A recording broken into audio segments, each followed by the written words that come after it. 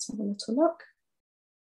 Right, I think a few more people might continue to join us, but there's a good number of people on now, so I think we could just make a bit of a start. I'm hoping that people can see me because I can't see myself, and there's a high chance that you might be looking at the floor, so here's hoping not. We can see you now, Hayley. Thank you, Nikki. Okay, so thank you for joining us today. It's lovely to have so many people booked on to our webinars. So many people signed up, and I know the recording will be available afterwards today. I'm Hayley Power, I'm the Clinical Director at AT Therapy, and I'm hosting today, and Nikki Jones is going to be delivering the webinar. If you have any questions as you go, if you could type them in the chat box, and I'll monitor the chat box as we go, and then we'll leave some time at the end for questions and discussions and comments and things. So the webinar is being recorded, and we upload it to the AT Therapy YouTube channel at the end of the session. So if you want to have a look at it, look back at it, that's where to find it. Okay, so I guess with no further ado, I'm going to introduce Nikki Jones, who is one of our highly specialist speech and language therapists, and she's going to talk to everybody today about the Brick by Brick programme and using play to develop social communication and interaction. Over to you, Nikki. Thank you. Oh, thanks, Hayley. So, as Hayley said, I'm Nikki. I am a speech and language therapist here at AT Therapy. And I predominantly work with children and young people who have complex communication, and their diagnoses can range from autism to sort of acquired brain injury, cerebral palsy, or other developmental disabilities. So today we're going to be talking about a range of themes around the Brick by Brick programme, which some of you may have known previously as Lego-based therapy or Lego therapy. We're going to have a think about what the Brick by Brick programme actually is, how it can be used by professionals supporting young people with a range of communication profiles, including those who are complex communicators, and also considering how to differentiate the programme to best support the young people that we work with, and especially those who use augmentative and alternative forms of communication. So for those of you who aren't familiar with that term, or AAC as it's most frequently known, we're talking here about the group of clients who communicate using other methods of communication than speech. So that could be kind of low-tech symbols, right up to really electronic, sort of high-tech devices. So for those of you that aren't familiar with the Brick by Brick programme, as I've sort of just mentioned, it was previously known as Lego-based therapy, which was an intervention that was designed by Daniel Legoff, who's an American educational psychologist. And he worked with a range of young people with high functioning autism who were all verbal communicators. And the intervention came out of his work with these individuals in a clinical setting. It's a collaborative play therapy, and it basically builds on those foundations that Legoff set out. And it really focuses on sort of developing social skills, so that's social communication and social interaction through collaborative play. And obviously, it relates to the name really. The play is centered around Lego and around bricks. So originally, the program itself had an evidence base that was rooted mainly in verbal autistic young people, those who were sort of secondary school age. And as I said, they were all verbal communicators, which for us at AT Therapy, not all of our clients are verbal communicators. So, we work with client groups who often we need to adapt our interventions to suit their needs. So it paints a bit of a backdrop really to today's webinar. A lot of clinical experience has been discussed recently within the last few years by sort of professionals who work in the areas of complex needs. So that includes professionals such as speech therapists, occupational therapists, psychologists. And the discussion centered really around how such a motivating intervention surely, can be used by professionals with other clients who might have similar presentations to those as autistic young people. So we're thinking here about young people who might also have social communication challenges and find it difficult to, share attention with others, play jointly, and do things like turn taking or problem solving in a team. So thinking about moving on from this, really, although there is an evidence base that's highly rooted in autism, as I've just said, a lot of professionals now are actually starting to explore its use with other client groups. And so this includes anxiety disorders and depression, for which there's starting to become a small evidence base. But also more recently, so in the last few years, looking at children who communicate using AAC, so our non-verbal young people, or young people who use augmentative communication strategies to support their verbal language. So this could be a young person who, for example, uses Makaton signing to support their speech when sometimes they might find it difficult to be understood by others. Now, when these judgments are made and these professionals decide to use the intervention in this way, obviously that changes its evidence base, because no longer have we got the evidence there to suggest its appropriateness for working with a group of, for example, 6 verbal young people with autism. We're now moving into a territory where there is not a strong evidence base, and it is largely reliant upon the judgment and clinical experience of the professional involved in the case. So what I will talk about throughout today's session really is the importance of receiving training on this intervention if this is something that you are interested in. A webinar is brilliant for introducing a new concept, but we definitely recommend, a full day's training just to make sure that you understand the foundations of the intervention before then attempting to, adjust or amend it to meet the needs of your clients. So if you're considering the use of the Brick by Brick programme, there are probably a few reasons that you've come to this intervention as a possibility. So it could be that your client or client group struggle to initiate conversations with peers, or even with other communication partners like adults or carers. They could have challenges sustaining interactions for prolonged lengths of time, or problem solving. All of these targets can be worked on within the Brick by Brick programme. It's also a great place to practice social skills such as turn taking, joint attention, listening, and also just sharing, which is sometimes a really difficult skill to practice. It's also great for sharing goals and mutual purpose. So for a lot of our young people, especially those that I support in educational settings, they're very used to having their own targets. So for a lot of my clients, they'll have their IEPs, their individual education plans, and for them, those targets are set for them as an individual, not for the class as a whole. So it's actually quite nice for once to say, right, during this session, you don't have just a target for yourself, you have a target for your team, and you will contribute towards that target.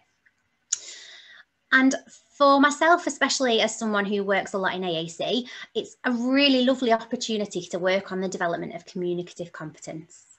So for those of you that aren't aware of this term or have heard it used but aren't really sure of what it means, it's a term that is widely used by speech therapists who work in the field of AAC, but it's actually very little understood, and it can be used very broadly and not always quite accurately.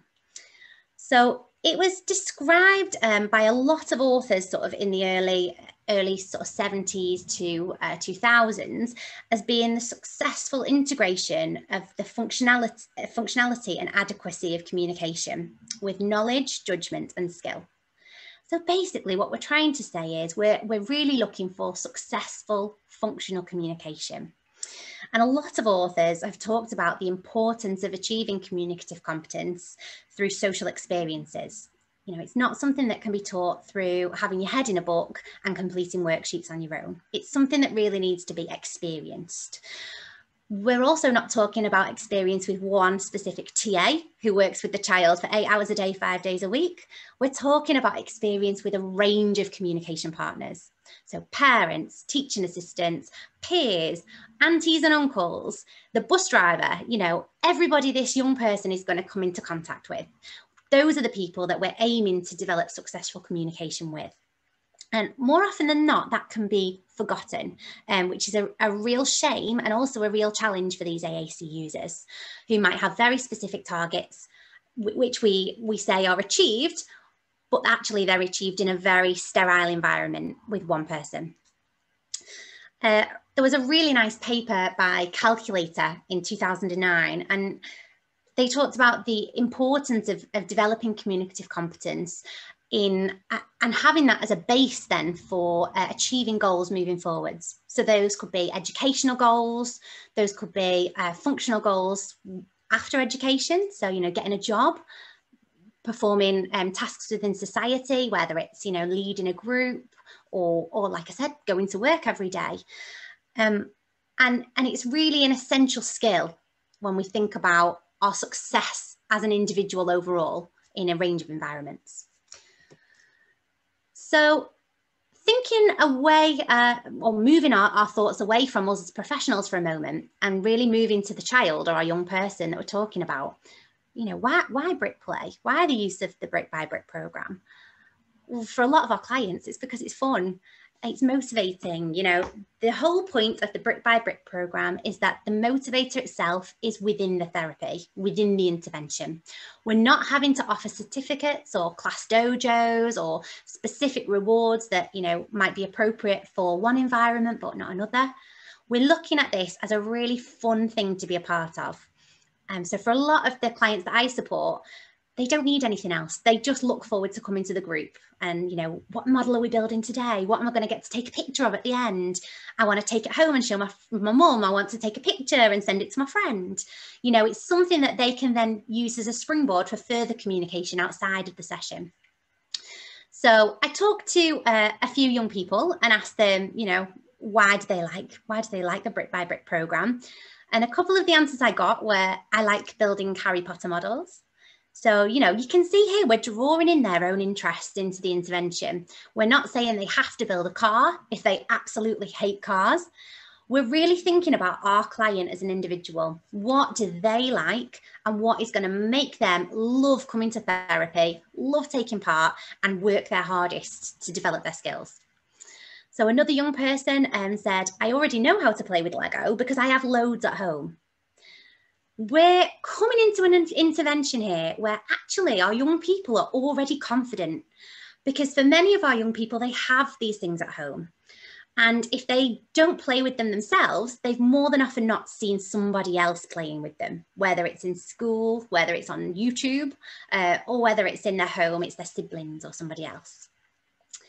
Now, for some of the young people that I support who potentially have more profound medical needs, and maybe have some physical limitations to accessing things like small Lego bricks, they've said to me in the past, you know, well, I don't play with Lego, but my brother does, or my sister does. When really what we're trying to say here is you shouldn't be restricted because you can't use your own motor skills to build the model. What we're going to do in this intervention is make it appropriate for you and make sure that you can still take part in whatever way we're able to get you to take part.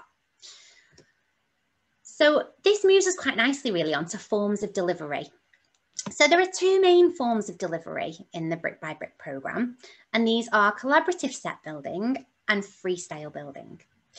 So these are very, very different modes of building. And what you'll often find with young people and with yourselves as adults actually, is that you will have one that is your preferred method of building.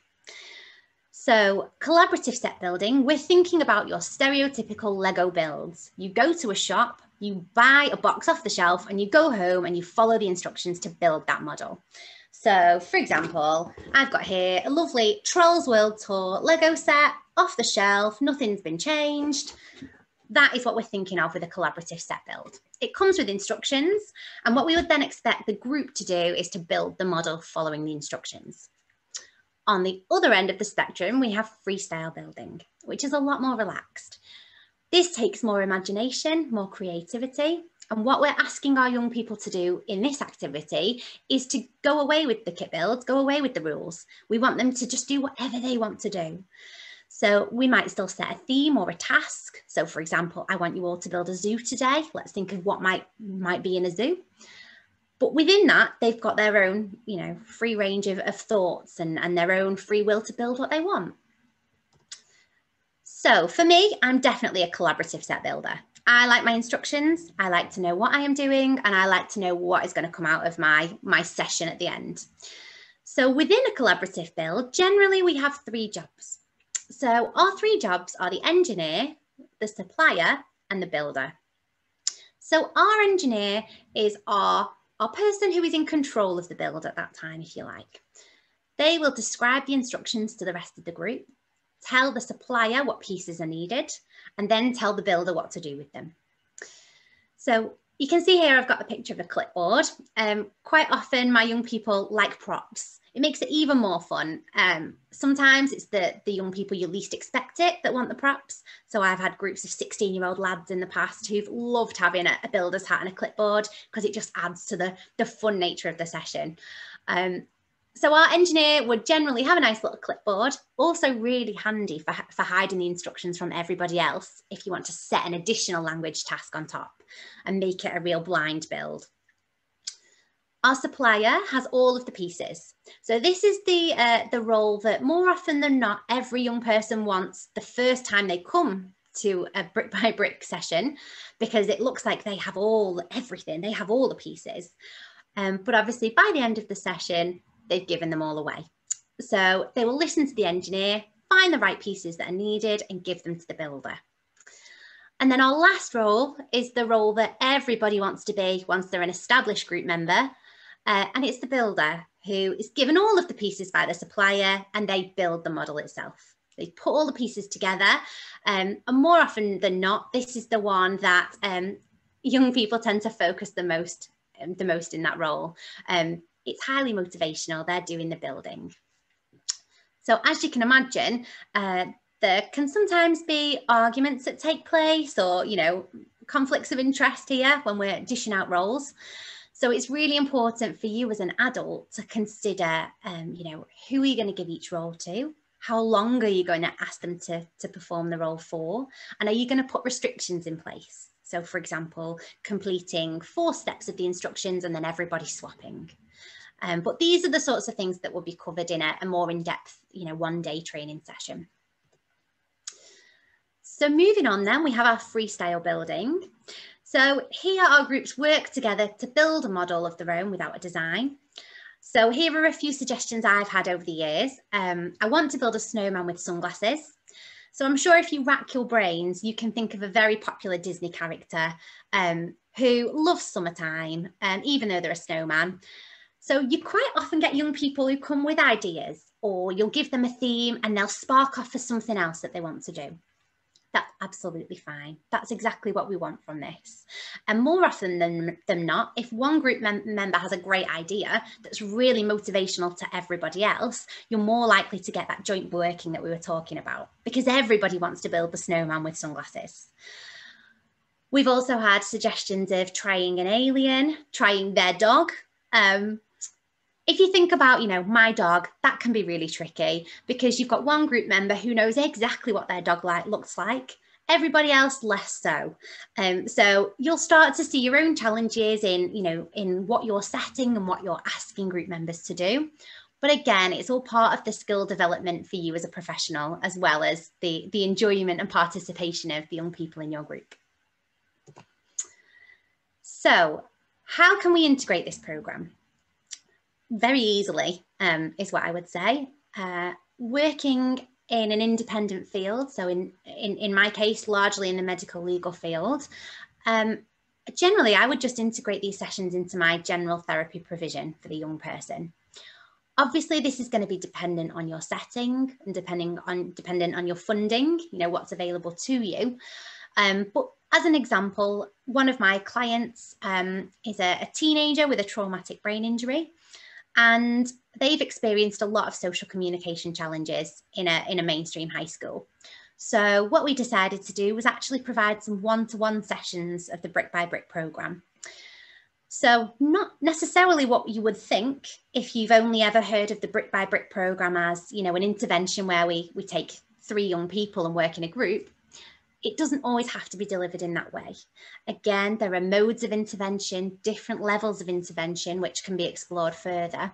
And it's really about using your clinical experience to choose what's appropriate for your client at that time. So we did one-to-one sessions, and our targets included developing listening skills, joint attention, and problem-solving skills. So we've built things like anglerfish, which were some of the most horrific builds you've ever seen, horrible looking things. But for a teenage boy, it was so motivational. They loved it. And they loved taking pictures afterwards so they could send it on WhatsApp to their friends. It was a talking point that enabled him then to go off and initiate an interaction with somebody else, which again was a great benefit from the session that, you know, although wasn't a main focus for me, was a fantastic skill that he'd been able to practice as a result of it.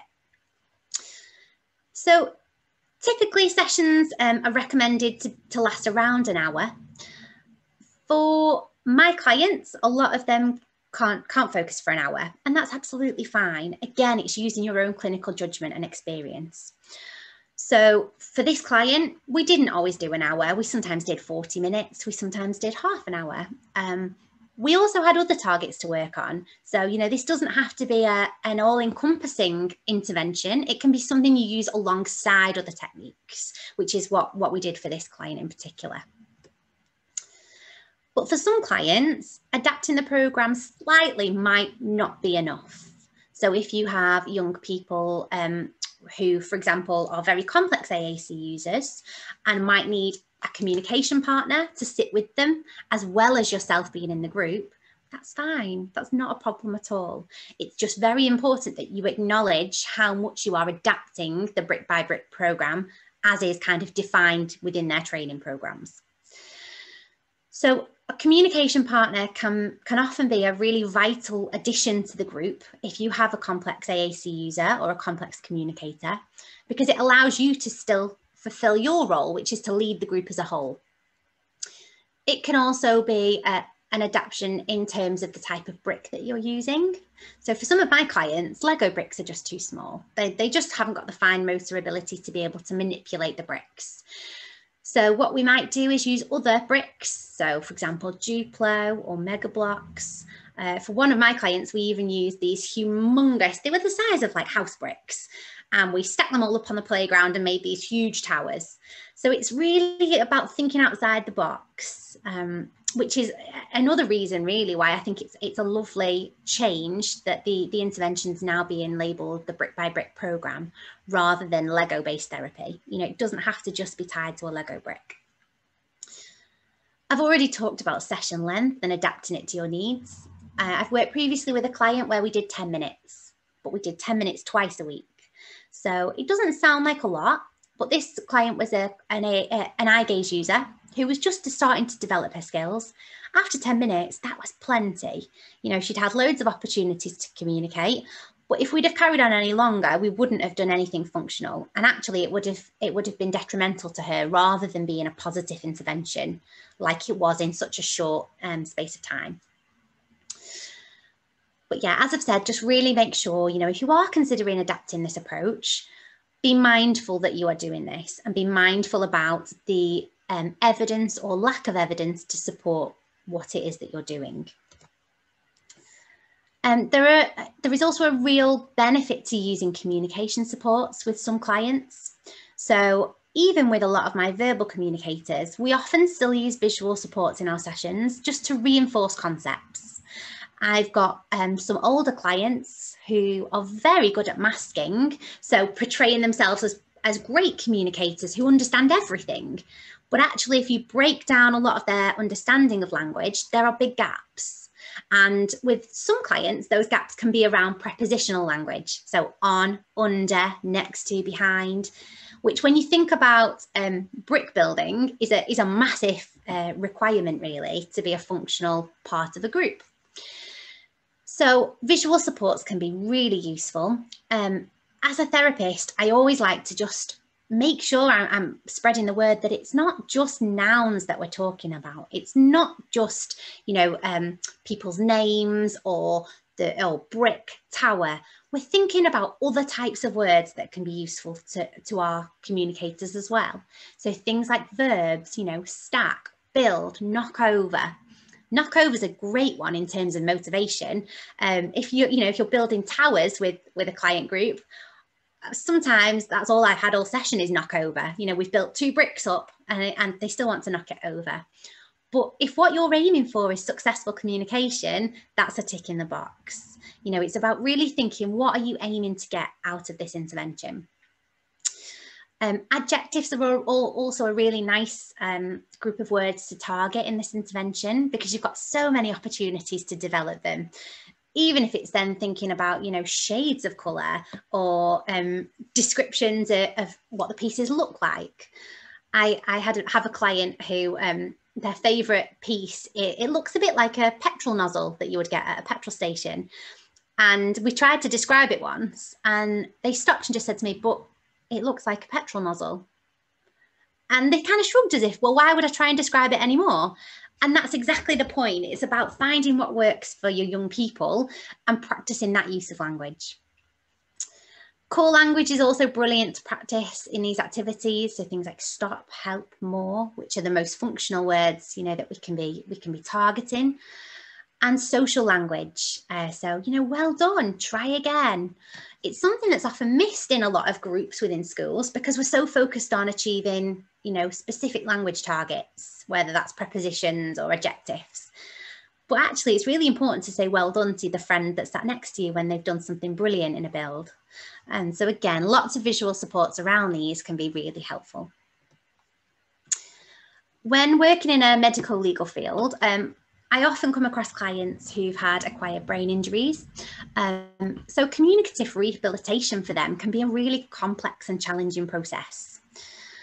So the development of communicative competence anyway is very complex, especially with those communicators who use AAC.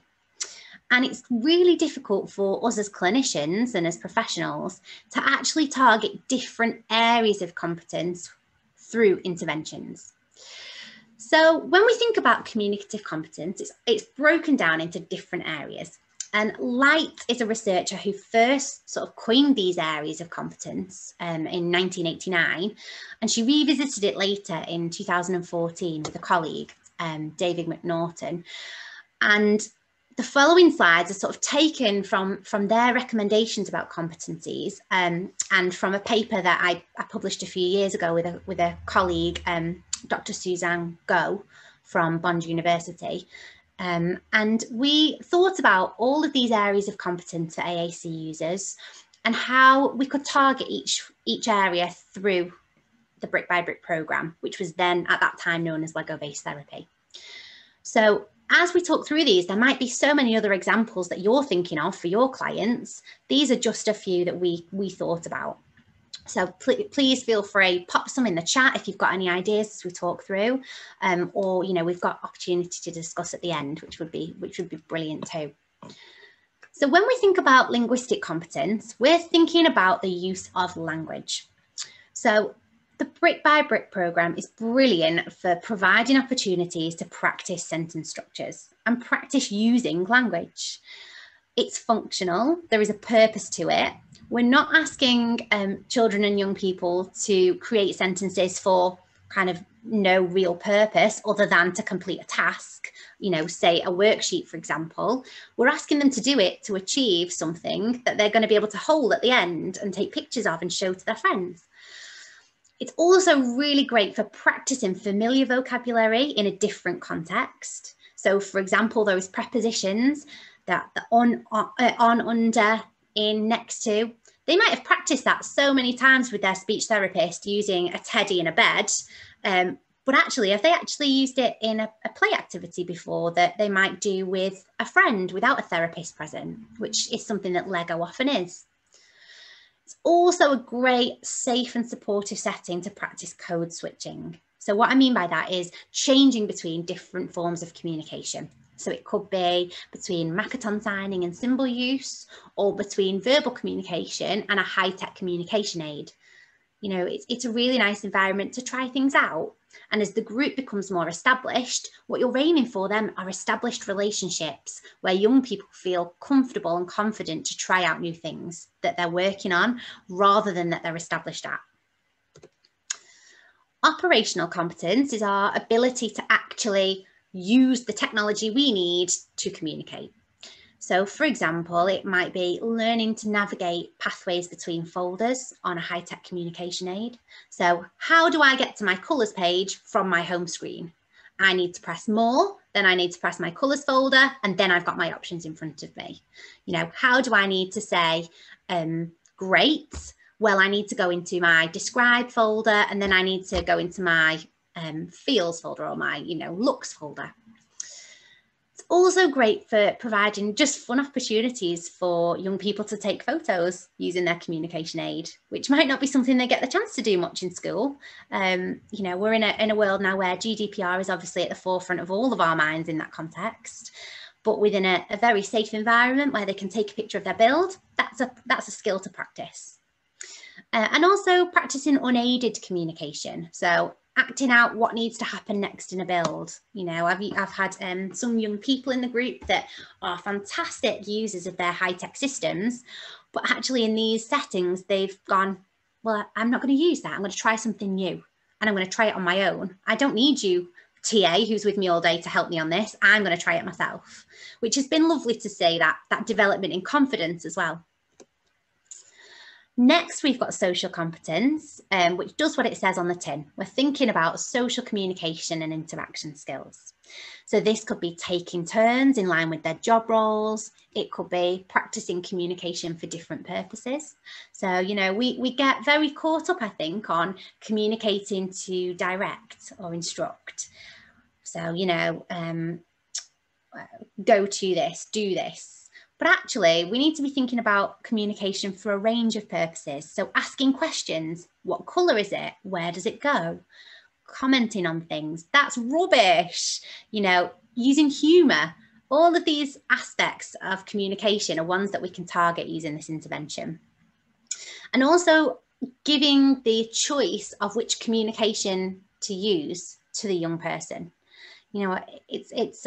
It's all too frequent an occurrence that I go into a setting and I hear, oh no, don't tell me that way. I want to hear it on your talker. Don't speak it. I want you to tell me on your talker. Well, actually, what we're saying to our young person is you choose. You tell me how you want to communicate, and I'm going to accept that. And we're gonna build whatever you tell us to build, or we're going to answer your question that you asked to us. Thinking about strategic competence. This is really about problem solving. How can we get around challenges? So that could be allowing a partner to support, so to help in that folder navigation skills if things are a bit tricky or it's a new folder. Asking for help in predicting ends of words maybe to make things a bit faster. Or providing clues to other group members. So for some young people, they might have a communication system in place that's great for everyday use in the classroom. But if that young person knows exactly what word they want to communicate but can't find it, that can be so frustrating. And I've seen so many young people just become so angry and so agitated that they can't find it. So it's a lovely opportunity to practice working around that word. How can we use all of these other great words to get your meaning across? And from my experience, what I've seen is when that meaning is sort of exchanged to their communication partner and the partner finds the right piece, the sense of pride and achievement is huge. And that's what we want. We want our young people in the group to feel empowered and to feel positive and proud of what they've achieved. So moving from light sort of original areas of competence, in that 2014 paper that I mentioned with McNaughton, they also thought about a few other factors. So this, one of the extra groups of factors were psychosocial factors. So I won't talk too much about these. You can see them all on your screen. But, it's really nice to be able to practice things that maybe we don't think about so much as therapists or professionals or parents. So things like resilience, how confident are our young people at practicing recovery, getting over those communication breakdowns and ploughing through, or, making our young people aware that they can communicate and we will understand them. We might just need to support them a little bit or practice. So really nice for all these extra factors, as well as environmental supports. So providing opportunities for meaningful interactions, or, you know, supporting staff to become more knowledgeable in supporting our young people. So I've mentioned the evidence base a lot throughout today's webinar, and that's because I think as a professional working in a field where everything we need to do is evidenced, it needs to be really at the forefront of our mind that the evidence base for the Brick by Brick programme and Lego-based therapy, as it was previously known, is still evolving. It isn't a gold standard evidence base by any means. It's developing. So the first randomised control trial in the Brick by Brick programme actually took place last year. So we're hoping on preliminary results of that soon. But again, these trials and these research papers are all of young people who are verbal communicators, and the majority of whom have autism. So we really need to be mindful that there is a very limited evidence base for clients outside of this, this context. So for example, for my young people with a traumatic brain injury, at the moment, there is no evidence to support the use of the intervention with them.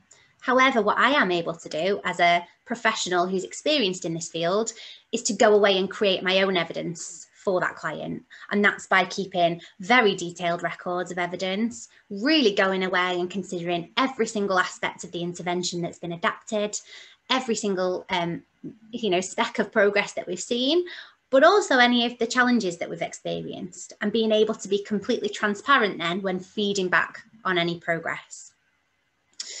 I'm currently completing my PhD at Manchester Metropolitan University on the delivery of the Brick by Brick programme to develop communicative competence in young people who use AAC to communicate and either have a developmental disability or an acquired brain injury. So there are researchers out there who are trying to, you know, develop this evidence base. We're presenting at a few conferences this year. I think we're at the International Brain Injury Association. I think we've recently been at a postgraduate research conference in Hong Kong. You know, we're getting out there, but it is still developing. So please feel free, you know, if you have any questions or experiences yourself, get in touch. You know, we'd love to share those. And, you know, moving on from that, to think about how we can upskill yourselves as professionals as well. So I'm an accredited Play Included trainer. So Play Included is the rebranded name for what was previously Bricks for Autism.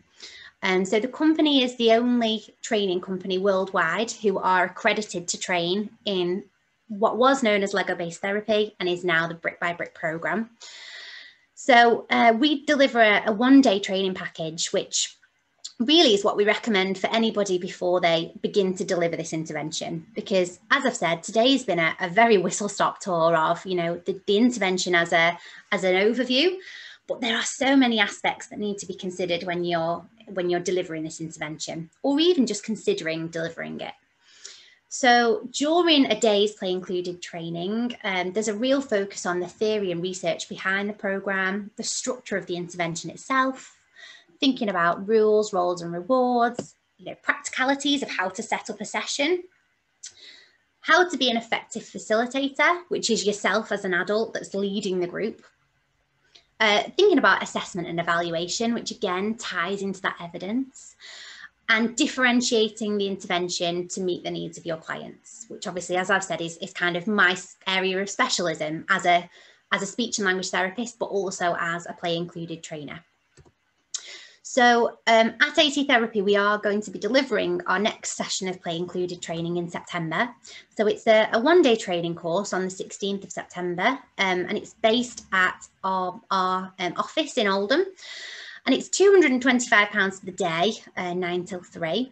And what you would come away from that with really is an accreditation as a Play Included facilitator, and also the knowledge of how to go away and actually start delivering the intervention in a way that is evidence-based, successful, and hopefully, you know, is going to be able to help you to observe your clients more effectively, implement an intervention effectively, and see outcome results from that. So it is available to book on Eventbrite now, and we have got more dates to follow throughout the autumn and winter. I've referenced quite a few people today. Lugoff, the Lugoff reference on here is somebody that I would recommend going away and having a read of if you are interested in the approach. But again, as I said, feel free to get in touch as well, and I can always try and point you in the right direction of evidence for your client group specifically. But thank you so much for listening today. I really appreciate you taking the time to come and attend. And I'm going to pass back to Hayley, please, for the discussion. Thank you, Nikki.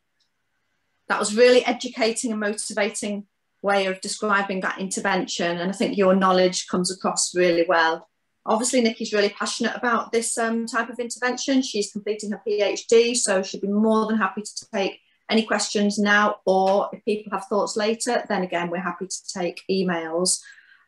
Just before there's any questions right away, there was Amanda in the chat box has asked for the full name of the paper, Nikki. So I think the paper that you referenced at the beginning and then just again at the end, are you able to give the full name of that paper so people can look that up, please?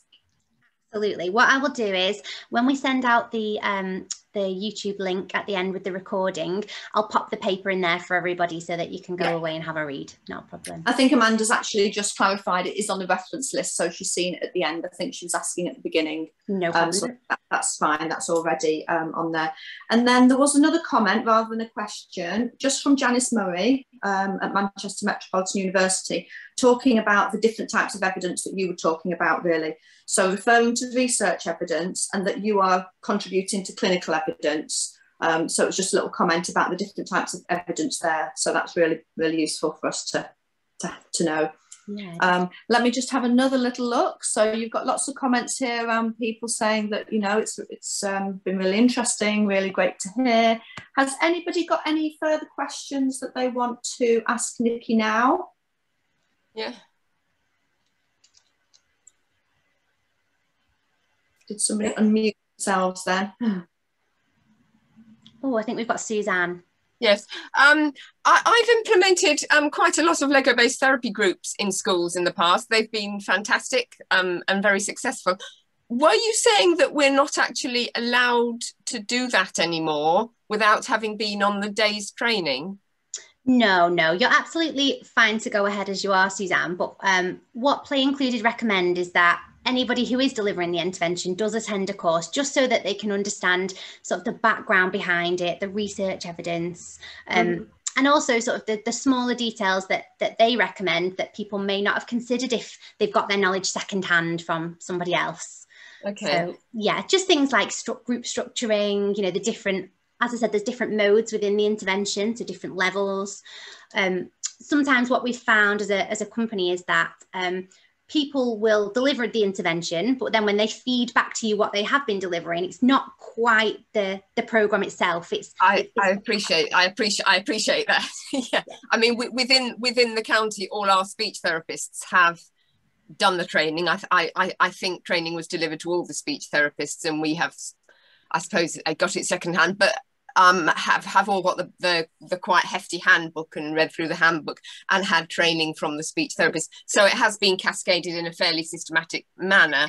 But I understand that this is an update and probably a sort of improved version as well. Okay, thank you. Yeah, no problem.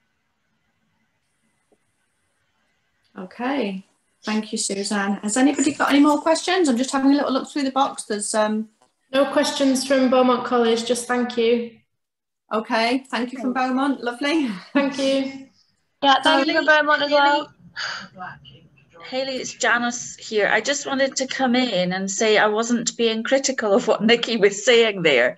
I was actually just trying to reinforce that actually she's got both research evidence and clinical experience behind her, and I think often when we're talking about best practice we only look to the research evidence, but the practitioners on this call have oodles of evidence that is just as important as is the patient perspective. So I was really just trying to reinforce the positives. So I hope that is how it came across, Nikki. Yes. And a great presentation. So thank you very much. Oh, thank you, Janice.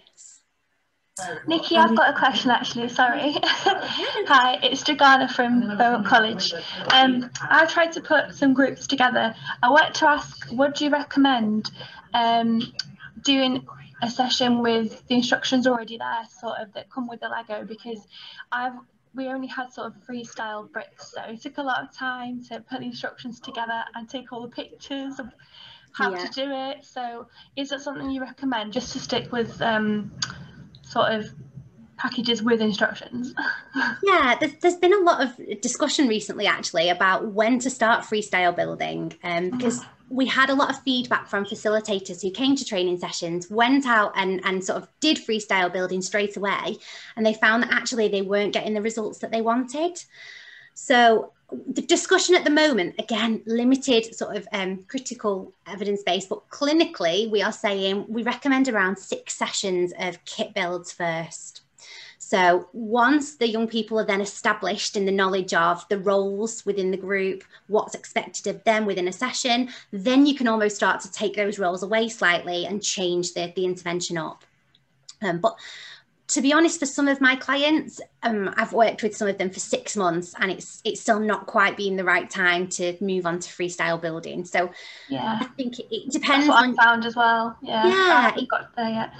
Yeah, and that's absolutely fine. You know, for some clients, actually freestyle building isn't necessarily something you have to do, because you need to consider what you're aiming to get out of it. You know, are you aiming to get a sense of understanding of the roles within the group and that real formal, you know, it's my turn to talk because I'm the engineer, it's my turn to listen because I'm the supplier? Or are you just after them to have any kinds of social interaction within a group? Because it's my clinical experience has been that when we move over to freestyle building, it's more just the building alongside each other, with a lot more adult facilitation needed to get those real interactions between the group members. So yeah, definitely something to consider and not feel pressured into doing. Lovely, thank you. No problem. There's a question in the group, Nikki, asking, would it be a good approach to use for those very initial stages of communication, like developing play and attention in younger children aged around 4 to 5? Yeah, absolutely. I've worked with a range of clients over the years who are at those very early stages of communication, and we've worked at the very base level of what was then Lego-based therapy. So at the time it was referred to as level 1, which is one-on-one with an adult. So what we did was we literally just took it in turns to build a tower. So they would put a brick on, I would then put a brick on, they would put a brick on. So we're just doing the very basics of social interaction, really. And what you can then do is just start to build that gradually as your client's skills develop. So definitely something to consider. And then there's just a question about the price of the course, asking if that's for one person. Yes, that's for one person. We are able to train organisations as well. So if that's something that you're interested in, we do sort of a set price for an organisation of up to 18 members of staff at a time. So, you know, if it is an organisational course that you're more interested in, just get in touch and we'll be able to put something together for you. Okay. So I think that's all of the questions for now, which leads us nicely just into the next slide, just before we finish now. So this is just to let people know that at AT Therapy, we've got lots of really highly skilled staff in lots of different areas, and we're creating videos. We've got an AT Therapy YouTube channel, which can be accessed from our website, and we are collating videos over time of various different strategies for communication. Lots of different things are on there. So there's things around aided language stimulation. There's one of our therapists who's also very good at drama is putting lots of videos on there. So that's worth a look. That's where also these training videos go after the webinars. We've got an AT Therapy Instagram account if anybody wants to have a look at that. The main account is at AT Therapy Limited, and then the individual therapists have got their own Instagram accounts on there as well, where we tend to put SALT strategies, freebies, etc. on there. We also have AT Therapy Facebook, so again, just check us out on there really. Upcoming events that we have, so Andrea, who is my co-clinical director, people call her my work wife, so whichever name you prefer. Andrea's doing some literacy webinar series with Tina Boise, the next one being on the 21st of September. And then the Play Included training that Nikki's referred to is also going to be middle of September, so just get in contact for that.